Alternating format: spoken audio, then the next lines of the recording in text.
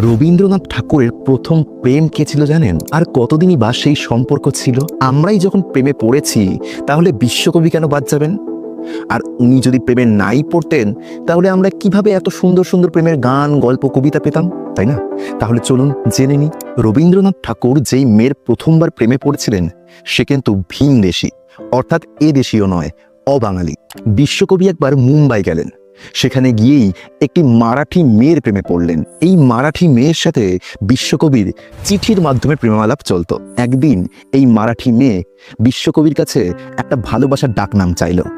বিশ্বকবিও ভালোবেসে সেই মেয়ের নাম দিল নলিনী। তবে এই প্রগাঢ় প্রেম বেশি দিন টেকেনি। ওই 1 মাসের একটু বেশি সময়। রবীন্দ্রনাথ ঠাকুর তখন সবে কৈশোর পেরিয়ে যৌবনে পা দিচ্ছে।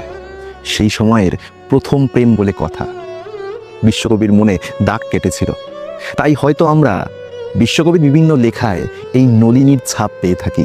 আর এই নলিনীর আসল নাম আন্না তর্খর। ইনিই ছিলেন আমাদের বিশ্বকবির প্রথম প্রেম। এছাড়াও বিশ্বকবির জীবনে আরও কিছু প্রেম কাহিনী রয়েছে। এই ভিডিওতে যদি 1K ভিউ আর 50টা কমেন্ট হয়, তাহলে আমি সেই প্রেম কাহিনীগুলো আপনাদের সাথে শেয়ার করব। আর অবশ্যই পেজটিকে ফলো করে নিন, কারণ আমরা সাহিত্য নিয়ে কথা বলি। আমরা গল্প নিয়ে গল্প করি, গল্প শোনাই এবং গল্প অনুভব করাই। নমস্কার।